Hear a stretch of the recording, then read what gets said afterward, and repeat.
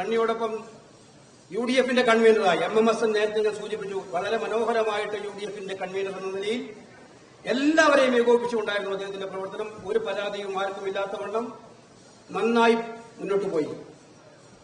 ഒരു team package വേണം കേരളത്തിൽ. പുനഃസംഘടന ഉണ്ടാകുമ്പോൾ ഒരു ടീം പാക്കേജ് വേണം എന്നതിന്റെ ഒറ്റ ഭാഗമായതുകൊണ്ട് മാത്രമാണ് MMS ആ സ്ഥാനത്ത് മാറുന്നത്. അതുകൊണ്ട് ഹസനെ ഞാൻ അങ്ങേയറ്റത്തെ അഭിനന്ദിക്കാൻ ആഗ്രഹിക്കുകയാണ്. ശ്രീ അടൂർ പ്രകാശ്, ആറ്റിങ്ങൽ പോലെയുള്ള മണ്ഡലം കഴിഞ്ഞ കുറെ വർഷങ്ങളായി നമുക്ക് കിട്ടാതിരുന്ന മണ്ഡലത്തെ തിരിച്ചുപിടിക്കാൻ, ആദ്യമായി തിരിച്ചുപിടിക്കാൻ മാർക്സിസ്റ്റ് പാർട്ടികളെ കോട്ടകൊത്തങ്ങളിൽ കടന്നു നേരിടാൻ കഴിയുന്ന ധീരനായ ഒരു നേതാവിനെ തന്നെ UDF-ലെ ചുക്കാൻ ഏൽപ്പിച്ചിരിക്കുന്നതിലൂടെ നമുക്ക് അഭിമാനിക്കാം. UDF അടൂർ പ്രകാശിൽ ഭദ്രമാണ്. 3 വർക്കിംഗ് പ്രസിഡന്റുമാർ, കഴിഞ്ഞ 3 വർക്കിംഗ് പ്രസിഡന്റുമാരും മിടുക്കന്മാരായിരുന്നു. കോൺഗ്രസ് പ്രവർത്തക സമിതിയിലെ അംഗം, പാർലമെന്റിലെ കോൺഗ്രസിന്റെ ലോക്സഭയിലെ ചീഫ് വിപ്പ്, വർക്കിംഗ് പ്രസിഡന്റ് എന്ന നിലയിലും സുരേഷ് നല്ല പ്രകടനമാണ് കാഴ്ചവെച്ചത്. സിദ്ദിഖ് അതിമനോഹരമായിട്ടുള്ള പ്രവർത്തനങ്ങളാണ് കാഴ്ചവെച്ചത്. അതുപോലെ തന്നെയാണ് ശ്രീ TN പ്രതാപനും. നമുക്കറിയാം, തീരദേശത്തെ ജനങ്ങളുടെ പ്രശ്നങ്ങൾ ഏറ്റെടുക്കാനും മുന്നോട്ട് പോകാനും നല്ല നിലപാടുകൾ സ്വീകരിച്ചത്. അവർ 3 പേരും പൊതുവായ പുനഃസംഘടനയുടെ ഭാഗമായി മാറി നിൽക്കാൻ തീരുമാനിച്ചപ്പോൾ വന്ന 3 പേർ നിങ്ങൾക്ക് എല്ലാവർക്കും അറിയാം. കേരളത്തിലെ കോൺഗ്രസുകാർ മനസ്സിൽ താലോലിക്കുന്ന പേരുകളാണ്.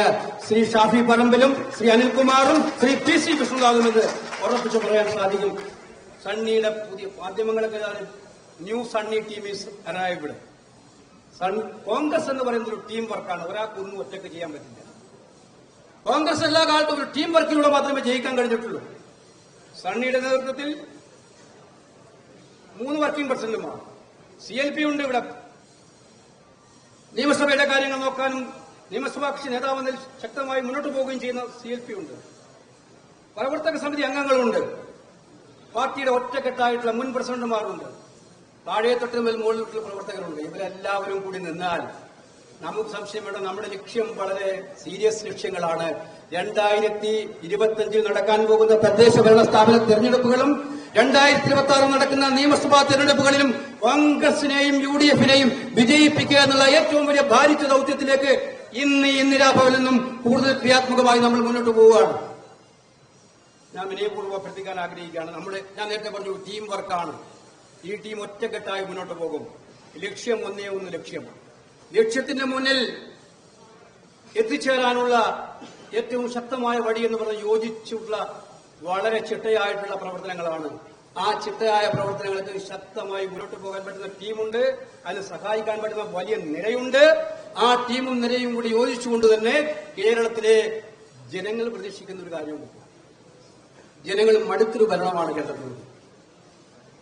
കോൺഗ്രസുകാർ മാത്രമല്ല, കമ്മ്യൂണിസ്റ്റുകാർക്ക് പോലും മടുത്തൊരു ഭരണമാണ് കേരളത്തിലുള്ളത്.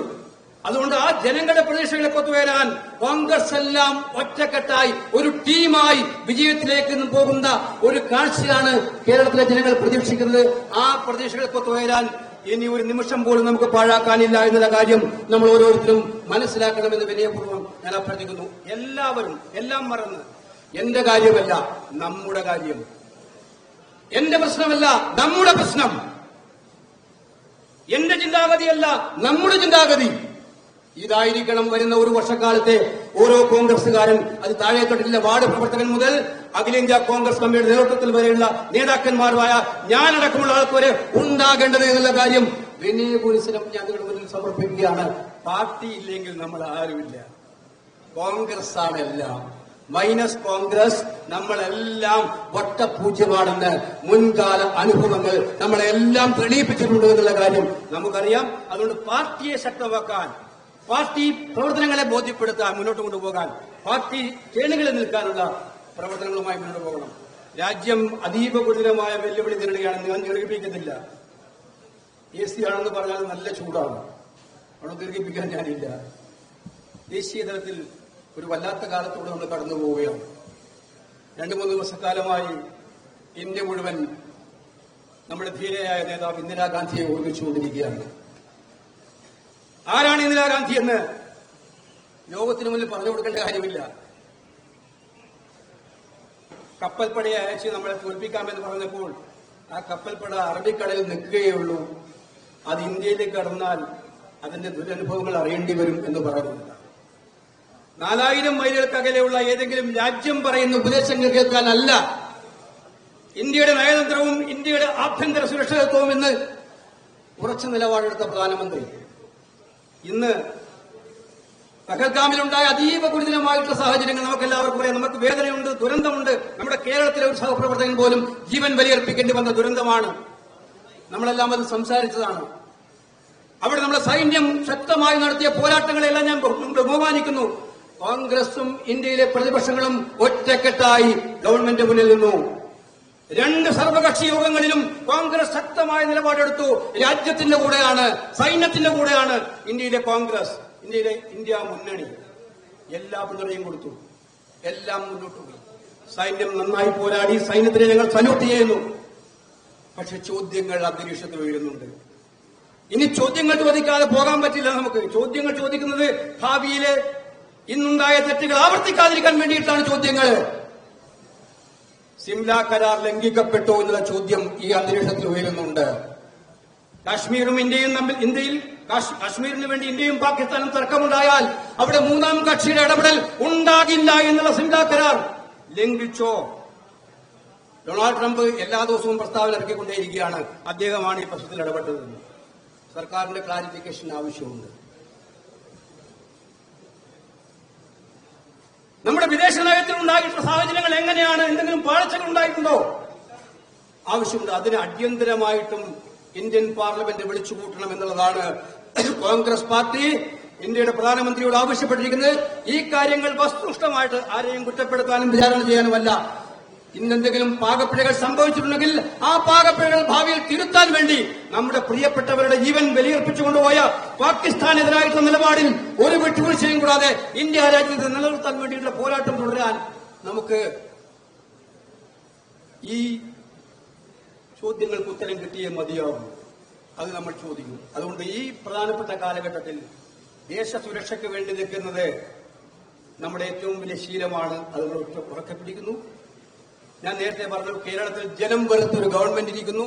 ആ ഗവൺമെന്റിനെതിരായിട്ടുള്ള പോരാട്ടം ശക്തിപ്പെടുത്തി ജനങ്ങൾ പ്രതീക്ഷിക്കുന്ന ഒരു സർക്കാർ കേരളത്തിൽ കൊണ്ടുവരുന്ന ഉത്തരവാദിത്തമുണ്ട്. ഇത് രണ്ടും നിറവേറ്റാൻ എനിക്ക് കുറച്ച് വിശ്വാസമുണ്ട്. അഡ്വക്കേറ്റ് സണ്ണി ജോസഫിന്റെ നേതൃത്വത്തിലുള്ള ഈ പുതിയ ടീം സണ്ണിയോട് AICC കൃത്യമായിട്ട് ആവശ്യപ്പെട്ടിട്ടുണ്ട്. എവിടെയൊക്കെ മാറ്റങ്ങൾ വേണമോ അവിടെയൊക്കെ മാറ്റങ്ങൾ താമസമില്ല ഉണ്ടാക്കുന്നതിന് അടിയന്തരമായ നടപടികൾ ഉണ്ടാകണമെന്നുള്ള കാര്യം KPCC പ്രസിഡന്റിനോട് നാളെ KPCCയുടെ പുതിയ ടീം നേതാക്കന്മാരോടൊപ്പം ഡൽഹിയിൽ നമ്മുടെ ദേശീയ നേതാക്കന്മാരുമായി കൂടിക്കാഴ്ചയുണ്ട്. പാർട്ടി ഒറ്റക്കെട്ടായി ഒരു സംശയവും വേണ്ട. ഞാൻ അടിവരേക്ഷി വീണ്ടും പറയുന്നു, ഈ പാർട്ടിയെ 2026 ആർക്കും സംശയമുണ്ട്. 3ാം ഭരണമൊക്കെ എല്ലാവരും പറയുന്നത് ഒരു സംശയവും വേണ്ട. കേരളത്തിൽ അടുത്ത ഗവൺമെന്റ് UDF ഗവൺമെന്റ് ആയിരിക്കും എന്നുള്ള കാര്യത്തിൽ ഒരു സംശയവും വേണ്ട. അതിനുള്ള ഉത്തരവാദിത്വമാണ് ഈ ടീമിനുള്ളത്. അതിനുള്ള ഉത്തരവാദിത്വമാണ് നമുക്ക് ഓരോരുത്തർക്കും ഉള്ളത്.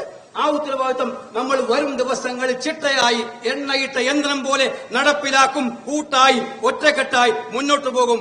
ഇവിടെ മറ്റു ചിന്തകൾ ഒരു പ്രസക്തിയുമില്ല എന്ന് സൂചിപ്പിച്ചുകൊണ്ട് ഈ അഡ്വക്കേറ്റ് സണ്ണി ജോസഫിനും ടീമിനും ഒരിക്കൽ കൂടി അഭിവാദ്യങ്ങൾ അർപ്പിച്ചുകൊണ്ട് ഞാൻ ഈ സമ്മേളനം ഉദ്ഘാടനം ചെയ്യുന്നു. നമസ്കാരം. ജയ് ഹിന്ദ്. ഏറ്റവും പുതിയ വാർത്തകളും വിശേഷങ്ങളും വിരൽ തുമ്പിലറിയാൻ സീ മലയാളം ന്യൂസ് എല്ലാ ഡിജിറ്റൽ പ്ലാറ്റ്ഫോമുകളിലും ലഭ്യം.